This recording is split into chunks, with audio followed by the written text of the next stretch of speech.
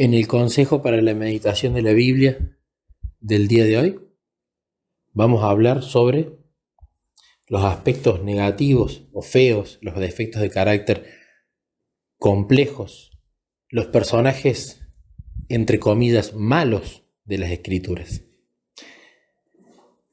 Muchas veces, cuando leemos una historia de la Biblia y vemos que es una historia positiva, linda, nos ponemos contentos. Qué lindo, esto me lo puede decir a mí.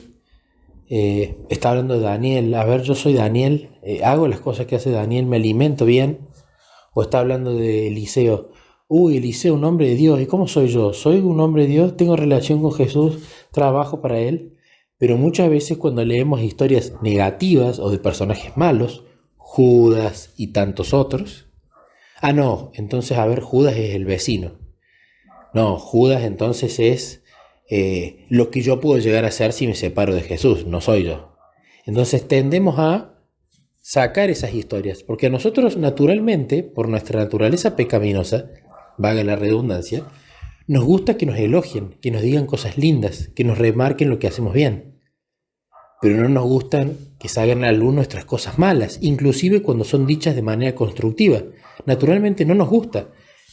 Muchas veces no nos gusta admitir nuestros pecados, no nos gusta hablar de nuestros defectos con los demás.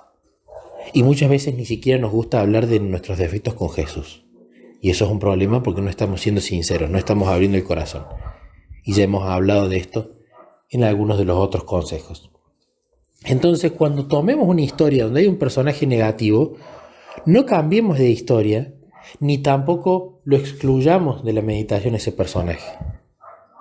Si por ejemplo tomé a Caín, y estoy en la meditación de Caín y Abel, me comparé con Abel, traté de sacar paralelismos con Abel, pero me comparo con Caín.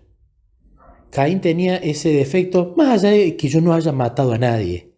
Estaba como celoso del hermano, lo odiaba, tenía una repulsión a él, porque Dios lo aceptaba a él, a su sacrificio, y no lo aceptó el de Caín. Yo he estado celoso de un hermano.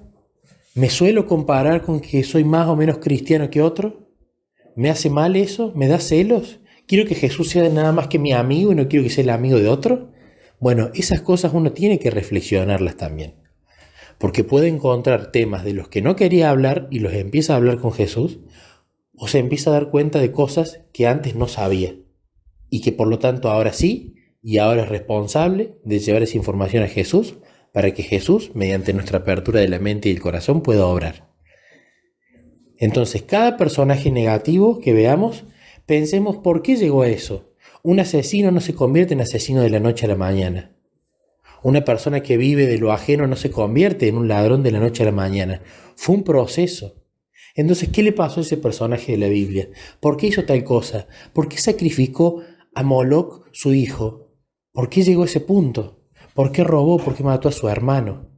Y me pongo a meditar sobre eso, en pensar cómo fue la vida de esta persona, cómo llegó a eso, y también en pensar en si sus defectos de carácter no son iguales o yo tengo potencialmente una tendencia a eso.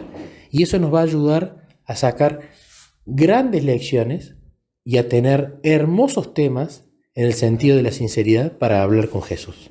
Recordemos que la meditación bíblica no es buscar información para el conocimiento, sino es ir a buscar información para relacionarnos más y mejor con Jesús.